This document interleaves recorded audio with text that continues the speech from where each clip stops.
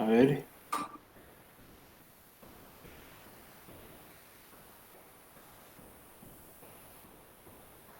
Espérese, ya me está escribiendo aquí, a ver qué pasa.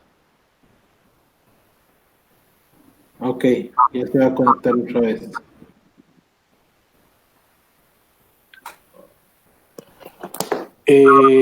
Listo.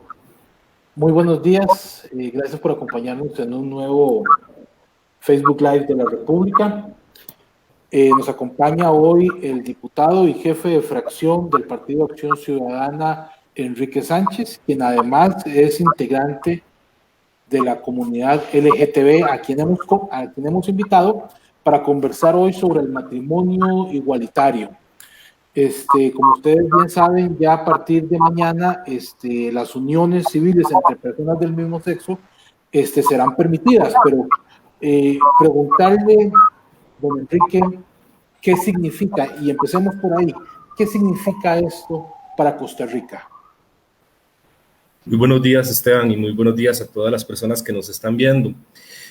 Es un día muy importante, es un día histórico, es un día que Costa Rica va a mostrar, la mejor versión de sí misma. Es la versión en que todas las personas, todas las familias tenemos la misma protección bajo la ley, que todas las familias y todas las personas somos realmente iguales, que no hay familias que están preocupadas o con miedo por su patrimonio familiar o qué va a pasar con sus hijos e hijas. Es un día en que Costa Rica muestra su mejor versión y le dice al mundo que nosotros estamos comprometidos con la igualdad, estamos comprometidos con el respeto, que somos un país que quiere seguir siendo líder y vanguardista en materia de derechos humanos. No es casualidad que seamos el país número 29 en el mundo que reconoce el matrimonio civil igualitario. Es el primero en Centroamérica y uno de los primeros en Latinoamérica que lo hace. Entonces es un día que tenemos que verlo no como una victoria de unos sobre otros, sino como un triunfo colectivo, porque nos demuestra que Costa Rica sigue siendo un país comprometido con la igualdad y el respeto de los derechos humanos. Claro, han pasado 18 meses desde que la Sala Constitucional dio una sentencia histórica a favor de los derechos humanos y de la comunidad LGTB. Pero la pregunta es, ¿quedan brechas por cubrir, quedan temas por cubrir aún después del matrimonio igualitario? ¿Y por qué? La igualdad siempre tiene pendientes y eso lo saben todas las poblaciones, aunque tengan normativa que la protege. Lo saben las mujeres, a pesar de que existe normativa en contra de la discriminación, lo saben las personas con discapacidad, a pesar desde que 1977 existe, desde hace muchos años existe la ley que las protege, es la ley 7600. La saben las poblaciones indígenas, a pesar de que se ha legislado también en esa materia. Y lo sabemos nosotros también que con la entrada en vigencia del matrimonio no acaba la conquista de la igualdad y del respeto. Ahora hay que iniciar un camino junto con todas esas otras poblaciones que han sido discriminadas por lograr una verdadera igualdad cultural. ¿Qué significa? Yo puedo tener el derecho a casarme, pero también tengo que tener la posibilidad de caminar con mi pareja de la mano y no ser insultado o agredido por eso. No basta con el derecho a casarme si en una institución pública me siguen tratando de manera diferente, o si a la hora de conseguir un empleo se me dificulta más por ser gay, o a la hora de alquilar un apartamento, de comprar una casa, de comprar un carro, se me dificultan los trámites por ser una pareja del mismo sexo. Eso es la igualdad cultural que hay que terminar de consolidar después de la normativa. Claro, esto será necesariamente en el mediano, largo plazo, porque es un proceso de educación que Costa Rica tiene que vivir, ¿no? La buena noticia es que esto es imparable.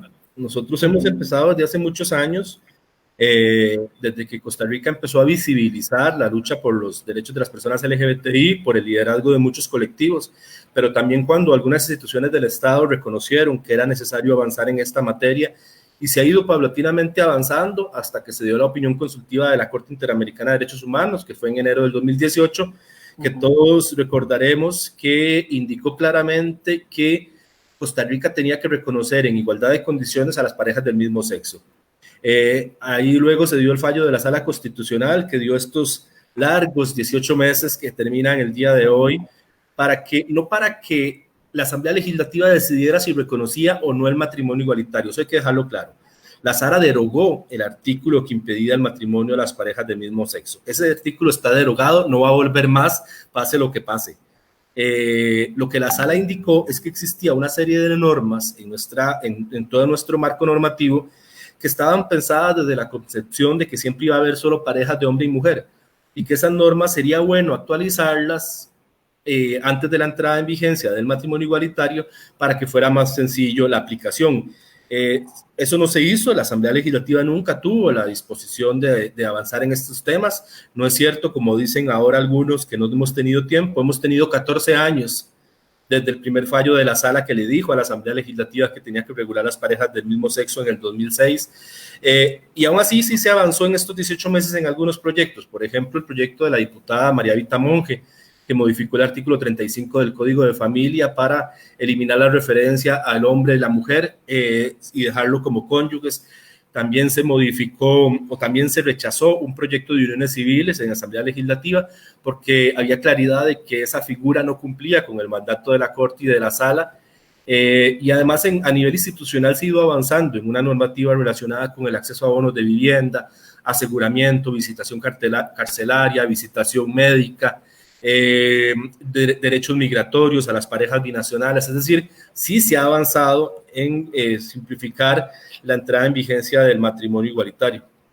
Quedan cabos sueltos desde el punto de vista legal, porque por ejemplo me comentaban qué sucede en el caso de una pareja del mismo sexo, de dos mujeres que se han casado y de repente hay violencia doméstica entre ellas. No sé si estos temas ya se contemplaron o si hay algunos temas, por ejemplo, en el ámbito laboral que quedaron pendientes y que los diputados no resolvieron, no porque, digamos, el PAC y otros partidos quisieran, sino porque había una resistencia fuerte de otras agrupaciones políticas. Los vacíos que queden se van a tener que resolver desde el punto de vista administrativo o judicial, según corresponda. El tema de la ley de violencia doméstica, vamos a ver, es una ley que nace desde la concepción de proteger a las mujeres de la violencia machista. Entonces, yo creo que lo mejor será que algún tribunal, en un caso eventual, logre hacer una interpretación más, con mejores herramientas, con más profundidad de cómo se aplicaría esta ley, en el entendido de que siempre es una ley destinada a protección de las mujeres. Hay algunos aspectos que el Tribunal Supremo de Elecciones va a tener que resolver, por ejemplo, en el orden de los apellidos de los hijos e hijas de una pareja del mismo sexo.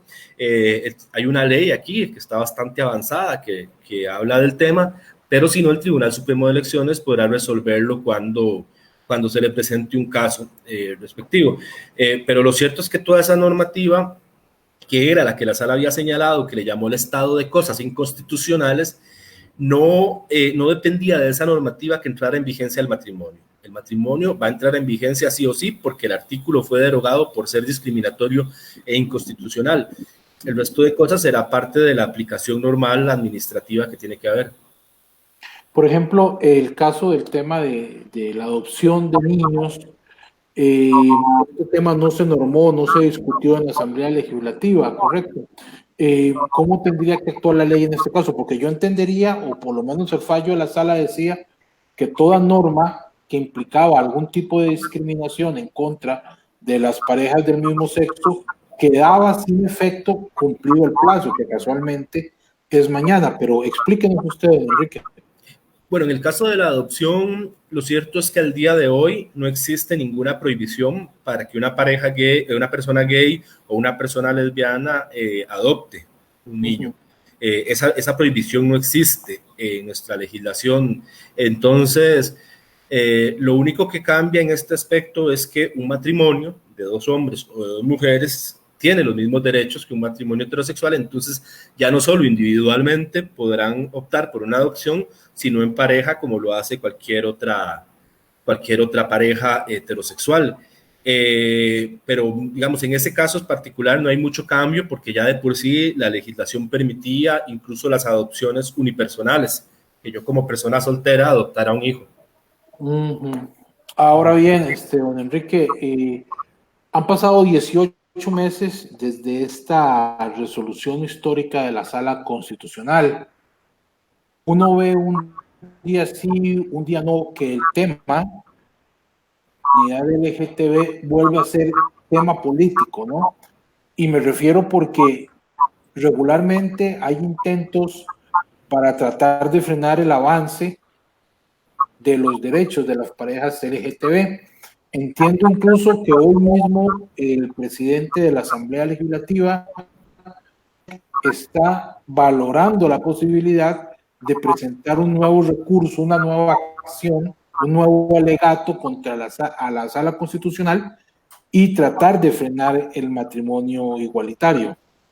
Siempre va a haber, cuando hay avances, intentos de retrocesos. Esa es lamentablemente la historia de la humanidad en materia de derechos humanos. Siempre va a haber resistencia cuando se trata de avanzar en derechos humanos.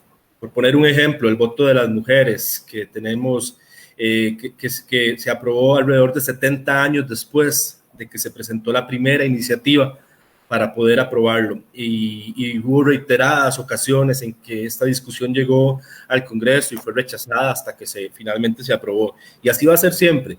Yo creo que las personas que se apegan al derecho, que se apegan a nuestra vocación de respeto al sistema interamericano, que se apegan a la Constitución política y a las convenciones que somos firmantes, saben que ya no hay nada que hacer. Saben que el matrimonio igualitario entrará en vigencia a partir de mañana. Y lo que entiendo del presidente Krúzan es que un grupo de personas le enviaron una nota indicando lo que él podía unilateralmente solicitar a la sala una posposición. Eso es absolutamente absurdo. No existe ninguna posibilidad. El solo hecho de que la Asamblea o que la Presidencia se planteara un posible conflicto de competencias debería ser recibido como una ofensa, como una odiosa intromisión en las funciones de la sala, porque las funciones de la sala, justamente que le otorga la Constitución y la ley que la regula, es la interpretación de las normas, de toda nuestra normativa, para interpretar su constitucionalidad o no. Entonces no hay ningún conflicto de competencias. La sala cumplió con su competencia, que era verificar que un artículo era inconstitucional, era discriminatoria y por tanto eliminarlo de nuestra normativa. Entonces yo creo que el presidente Krúzan lo que tendrá que hacer hoy será indicar que revisando el marco normativo, pues no existe ninguna opción de que él pueda accionar ante la sala constitucional. Claro, desde el punto de vista legal, ya el proceso en Costa Rica terminó con la Sala Constitucional y no existe ningún otro recurso a nivel nacional ni internacional, porque ya hay incluso una opinión consultiva de la Corte Interamericana de Derechos Humanos. Esto ya pasó y la gente que está en contra debería entonces tolerar y resignarse, ¿no?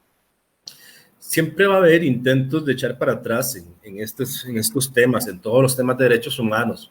La buena noticia es que van a fracasar esos intentos.